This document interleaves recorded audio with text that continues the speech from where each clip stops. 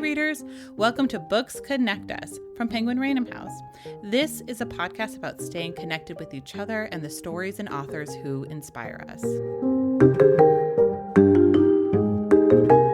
Curtis Sittenfeld is the New York Times bestselling author of novels PrEP, American Wife, Sisterland, and Eligible.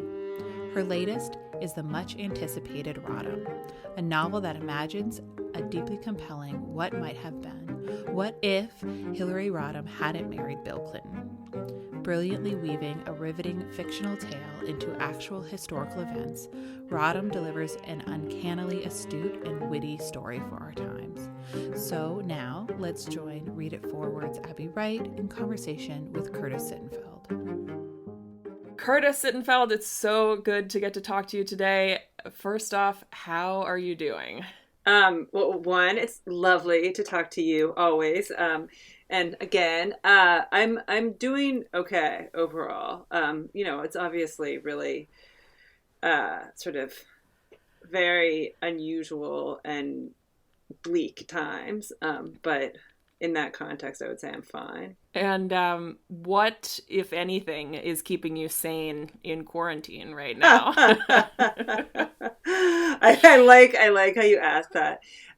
Wait, I'm gonna look to make sure I describe this correctly.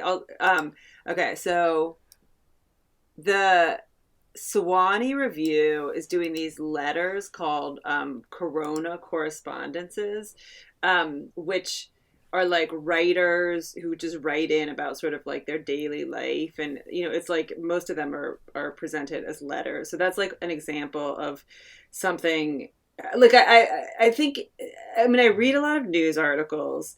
And then I try to read some stuff that has nothing to do with the pandemic. But I do think there's something about kind of like art that is already metabolizing the pandemic, or kind of like, showing how it feels to be in this moment. And so the Sewanee Review, I think, is doing an interesting job. I have to say, I have loved so far in the moment when we're speaking, there have been 2 SNL at home episodes, and the third is tomorrow, which I'm already, eagerly anticipating. And then the other thing, do you ever listen to the podcast Heavyweight, hosted by Jonathan Goldstein?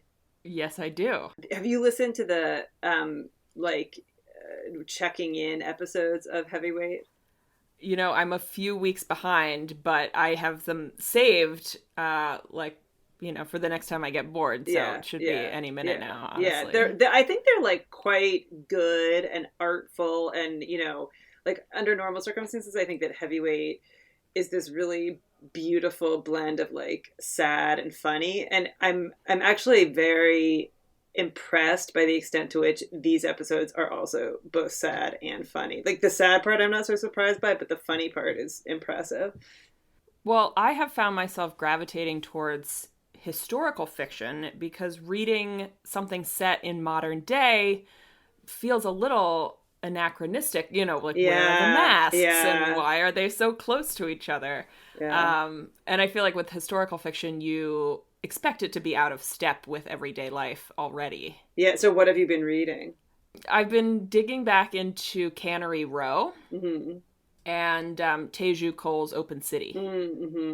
Would you consider that Teju Cole's Open City to be historical fiction? Not really, but it does feel kind of simpatico with what we're going through right now. Like he's a... Yeah. No, I actually I was looking to see if there are any middle grade or YA books set during the 1918 influenza. And I think I found one, but I feel like there must be others. I don't know. I'm very curious. I know there's one for adults that came out last year. That's a novel. That's a novel. What is it? What's it called? In Philadelphia. I will remember it, though. I can look it up. We talk. Now that I know that it exists, I'll be able to find it. Exactly. Right. We'll circle back to that. But first, I want to talk about your forthcoming book, RODHAM. Congratulations, first of all. Thank you. So RODHAM, in a nutshell, reimagines sort of what happens if Hillary Rodham had never married Bill Clinton, right? Yes. So what gave you the idea to write this? So I think there are sort of two sets of circumstances that converge that made me write this. And the first is that in early 2016, an editor at Esquire magazine reached out and asked if I wanted to write a short story from the perspective of Hillary Clinton as she was accepting the Democratic nomination for president. And, I don't think this would have occurred to me, but when it fell in my lap, it seemed hard to resist. It just seemed very intriguing. And I soon realized that for me, what made it intriguing was that I had been invited to write essays for, like obviously nonfiction, like about like what Hillary means, or, just sort of analyzing her. And writing a short story, instead of the underlying question being, what do the American people think of Hillary Clinton? The question was, what does Hillary Clinton think of the American people? And I hadn't felt like I had anything to say about, or anything fresh or new to say about what do the American people think of Hillary, but I had a ton to say, more than one short story about what does Hillary think of all of us. So I wrote that story, like it was an exercise in writing from her perspective. And then after the election, which certainly I'm a Democrat, I was, very distressed after the 2016 election, and have only become more so. But continue to be so. It's not. Unfortunately, it did not blow over. But so I kind of had this realization that school children who had potentially, to some degree, followed the 2016 election and knew who Hillary was, didn't necessarily know that Bill Clinton existed, let alone that he'd been president, let alone that he has this kind of complicated identity even among Democrats. And so I thought to myself, well, what if adults saw Hillary as totally separate from Bill the way children do? Oh, I love that. And you start this book rooted in a lot of fact. Mm-hmm. You quote Hillary's real speech that she gave at the Wellesley graduation in 1969. And you have a great scene with Bill and Hillary's first date. And they really did go to this empty Rothko exhibit and pick up trash in the courtyard. So I want to hear from you about your research process and how did you know what to include that was truth and then when to fictionalize?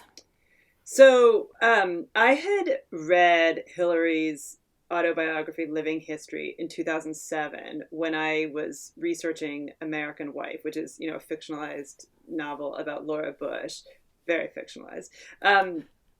But it gave me this sort of reference point for having recently been a first lady, like not my having been a first lady, but Hillary having been a recent first lady. So I feel like that, having read that book, had given me some overview of her life, from her childhood to sort of her political career. And it's fun. I'm like looking, as we speak, I'm looking at the bookshelf above my desk. So I ended up, there were times when I sat with that open on my lap, but I read What Happened, her sort of memoir of the 2016 election. I read the first 240 pages of Bill's 1,000-page autobiography up to the point when they get married. And then after that, it wasn't as useful to me. I'm not interested in that part. I mean, I sort of was, but I read a Carl Bernstein biography of Hillary called A Woman in Charge. I read, there's a fascinating book by a New York Times reporter named Amy Chozick that's called Chasing Hillary, where she followed Hillary, sort of from a journalistic perspective on and off for 10 years, including the 2016 campaign. And she gives a real sort of inside view. And then there were other kind of adjacent books, like Rebecca Traister's Good and Mad was useful to me. There's a book, it's much older, I think it's probably at least 20 years old, called Strange Justice by Jane Mayer and Jill Abramson. That's about Clarence Thomas's confirmation hearings, although it also goes back into, even the childhoods of Anita Hill and Clarence Thomas. There's a book called Dear Madam President by Jennifer Palmieri, who was the sort of head media person for Hillary's 2016 campaign. I mean, that's like that's actually still an incomplete summary of books that I, borrowed from or was influenced by. But in terms of when to write, when to like make stuff up and when to borrow from real life, I think it was kind of a case by case decision, but I did try to think at times very literally, like, if Bill and Hillary hadn't married, what history or what, big moments or small moments for them would have been different, and what would have been the same? Like, what did they directly affect? And so, for instance, Bill ran, he entered the presidential race in October 1991. If Hillary hadn't been his wife, how would that have played out? But like Clarence Thomas's confirmation hearings, which were also in the fall of 1991, it doesn't seem like the Clintons exactly had any direct effect on that, or vice versa. Well, maybe Bill's election was partly, encouraged by Thomas's confirmation. But anyway, it's at times I would think like, oh, this tidbit from real life is so juicy that it can't be improved upon, by fictionalizing it. And then at other times there would be something real and I would kind of want to do a parallel version, but I think I just felt like it gave me flexibility to change it a little bit. Mm-hmm. That's really fascinating.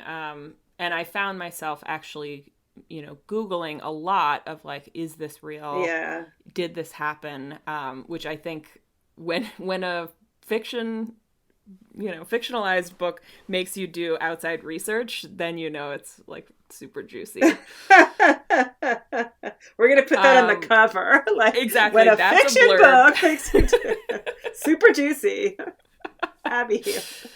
Abby, right, exactly. Talk to me about, I know your brother helped you a lot in this process. What was your brother instrumental in helping with? So I have two sisters and one brother. And actually, they all kind of helped me and gave me feedback in different ways. But my brother is in his third term of being a member of Cincinnati's city council. So, an elected position. And so he really knows campaigns and elections and, political office from the inside. And so I could say to him, like, it was such a weird thing where sometimes I would have to write scenes to kind of know what I didn't know. And so I would say, if there's a senator in the book, who on the senator's staff calls her by her first name? Who calls her senator? Is there some other thing that, do people call her ma'am or whatever? That might be a question. Or I might say, like, if somebody is running for Congress, obviously there's a lot of, I don't want to give too much away, but there's various elections and campaigns in the book. And like, if somebody's running for Congress, who are the first, 2 or 3 people they hire to run the campaign? Or if there's, if somebody's like, very involved member of the Democratic Party in whatever state, what's like a social get together where they would see other people who are really active in the Democratic Party, and some of it, like, I could probably guess, but I just wasn't sure. Or he also one time kind of walked me through how fundraising works, and then actually, so my older sister is an environmental lobbyist, the good kind of environmental lobbyist in Washington, D.C. And she also like flagged a few, like she read an early draft and flagged a few mistakes, including saying, like, there was a building I named where the person, because you can't fundraise in your own office. And she's like, no, that's not the right place that they would go. They would go to this other place.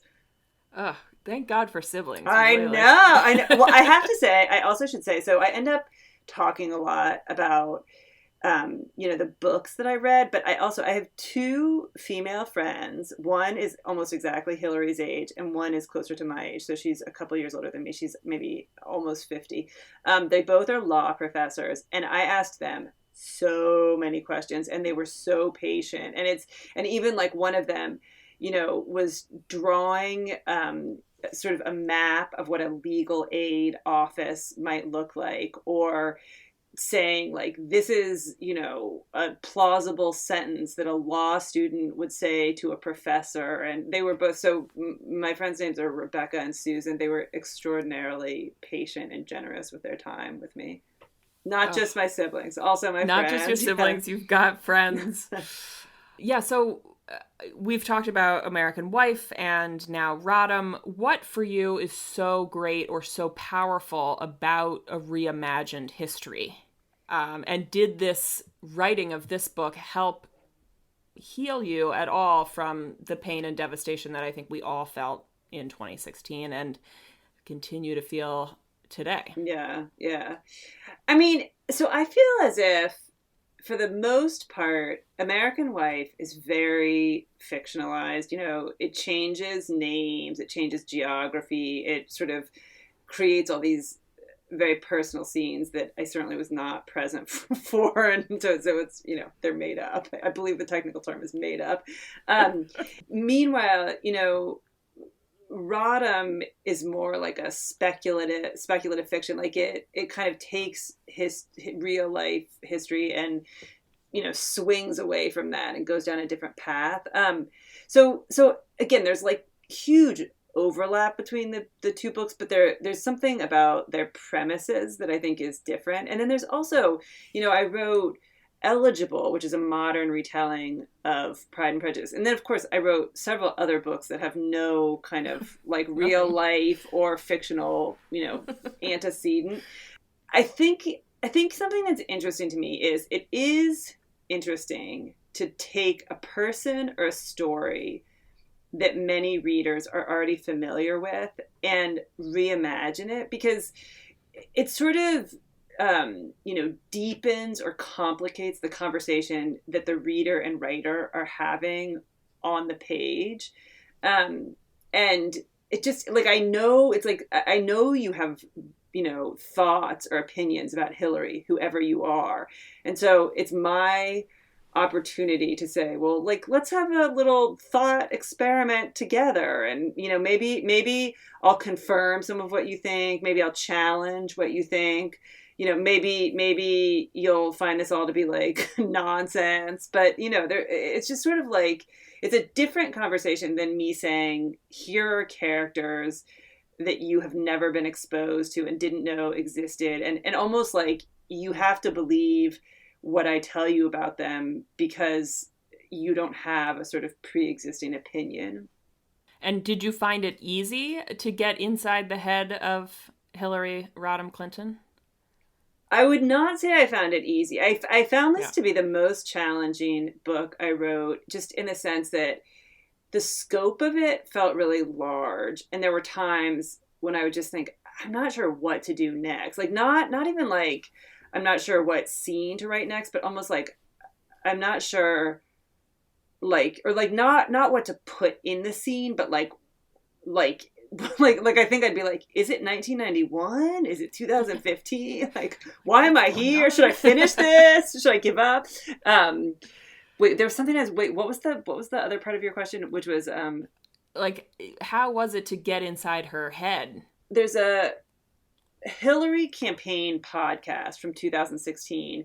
It was actually made by the Clinton Foundation, but for me, listening to that after the fact, so not during 2016 when I actually didn't know it existed, but after the fact, it really helped me hear her voice. And the reason I think it helped me hear her voice is that the person who's interviewing her, the host of the podcast, whose name is Max Linsky, is, he doesn't pretend to be objective. He's clearly a fan. It's made by the campaign. He admires her, but it's such a weird experience to, especially, I'm sorry to say, for like an adult male to ask questions of Hillary and show clear admiration and respect instead of being kind of just having this undertone of skepticism or cynicism or condescension, antipathy. And there's something, I mean, it's literally almost jarring and Mm-hmm. makes you realize this is like the screen through which she's always presented. And because, you know, she's treated very respectfully, she seems much more relaxed. And so I did feel like I could hear her voice the most clearly by listening to that podcast. I mean, sort of literally and symbolically. You also, in your acknowledgments of this book, reference other books written by Kamala Harris, Amy Klobuchar, Kirsten Gillibrand, and of course Elizabeth Warren. Two questions: is why did you choose to write about Hillary rather than, you know, another influential female politician or woman in the public eye? And you know, is there anything that we can take away from what we've just seen happen? These incredibly talented women who, again, have been pushed out of the presidential race. You know, is there anything hopeful ahead of us, or are we just sort of doomed to repeat what's happened to Hillary in 2016? And I know this is a big question that you probably don't have an answer to, but...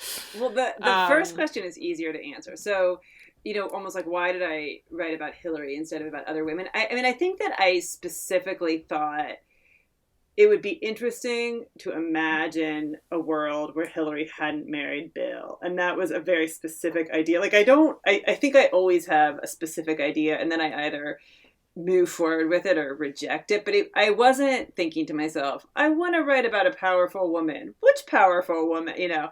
I mean, in terms of the second question, I will say that I think there was the 2016 election, and I think, you know, Hillary was often, you know, faced a lot of criticism or skepticism, or was, you know, treated disrespectfully and subject to sexism. And then I think in the 2020 campaign, I actually think a woman running for president seemed much less like a novelty, like it had been normalized in a way where I do think Hillary took hits for women who come after her.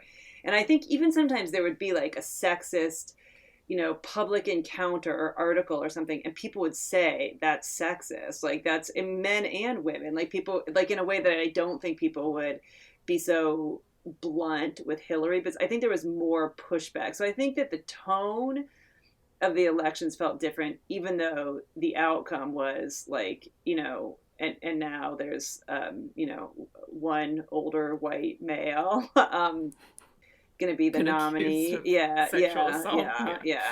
But so I mean, I hope that maybe we are headed in the right direction. I mean, I certainly feel like I would love to have a woman president. I mean, and frankly, I would love to have like a Democratic woman president. Yeah, I mean, it's kind of a complicated thing to think about having a Republican woman president. It's certainly, it depends. I mean, I don't know. I've never in my life voted for a Republican. So yeah. Turning that over in my head. I know. It is kind of a weird thing to kind of think about. Like, yeah, but anyway. Yeah. So what do you hope readers come away from this book with? Either a thought about Hillary or a thought about our democratic process? I mean, I guess there's two things. One thing would be, you know, I do think that we collectively, like the American people, have somehow decided that Hillary is a symbol, not a person. And I think it's like, actually, no, she's a person too. And I think, you know, it's just like, I do think one of the things fiction does is remind us of how complex we all are. And, you know, we all have tender feelings, and we all have like secrets, and we all have, you know, things that we hope happen or don't happen, or embarrassing moments. So I think it's just sort of like, you know, thinking about her in a really sincere way and kind of giving her credit for being this true trailblazer, which I always do want to acknowledge too, that there are so many people who really admire Hillary. And I think, she's talked about as like, she's so polarizing, which is, I mean, I don't know, it's sort of true, but it's almost like polarizing is used as a sort of quasi euphemism for she's so unlikable or she has so many critics, which to some extent is true, but it's also like she has so many admirers and fans. And I think that it's not acknowledged how many she has because such a high proportion of those fans are women and girls. And so it's just like not taken seriously. Like who, she's a shero. She's not a hero.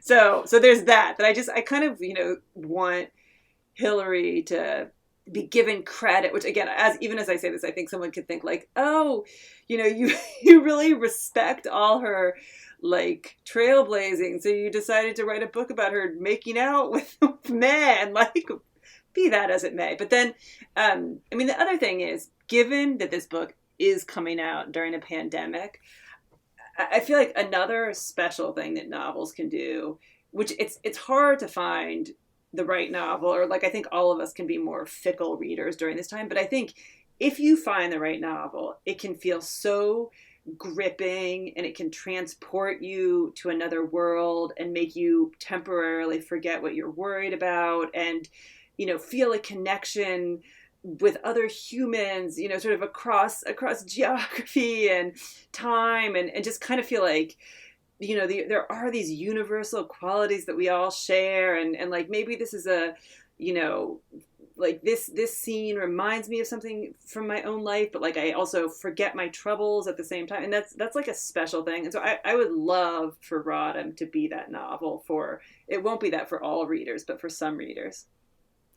Well, and finally, I will just ask, do you hope Hillary reads the book? So I think if Hillary wants to read the book, I would be happy for her to read it. Like I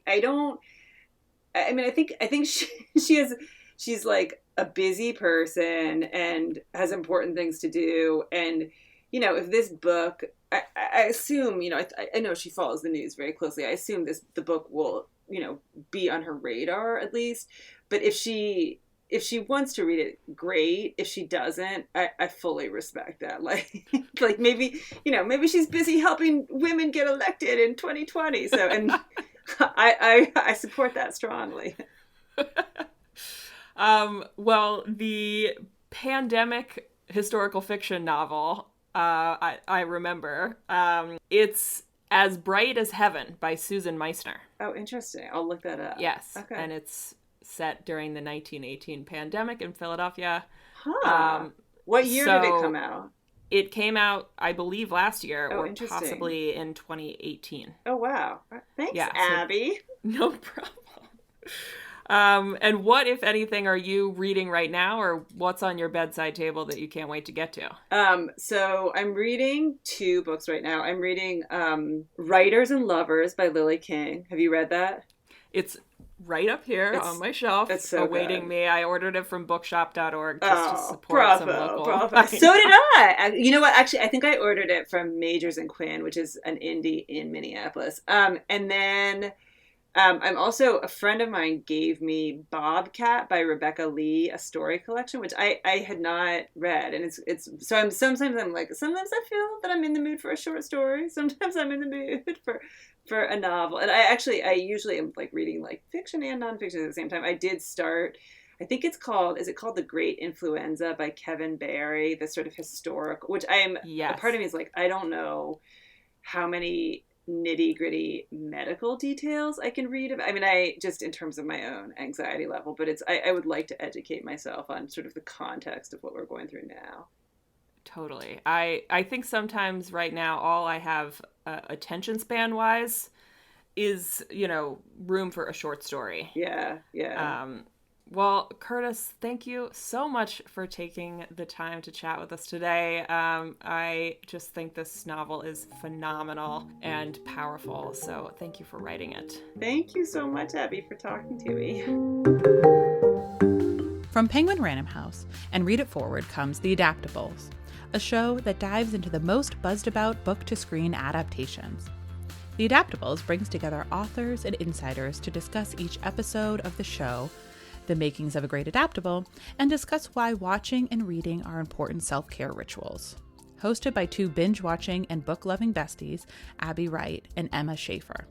Season 1 of The Adaptables features the Hulu adaptation of Celeste Ng's Little Fires Everywhere, and Season 2 dives into the Hulu and BBC adaptation of Sally Rooney's Normal People. Tune in for TV and book chat and interviews with best-selling authors like Taylor Jenkins Reid, Camille Perry, and R. Eric Thomas, and other authorities on books and shows you love to binge. You can find The Adaptables anywhere you listen to podcasts or visit readitforward.com.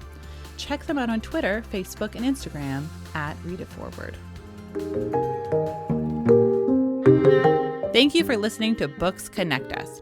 For more great book recommendations and information about your favorite authors, feel free to follow Penguin Random House on social media or visit penguinrandomhouse.com.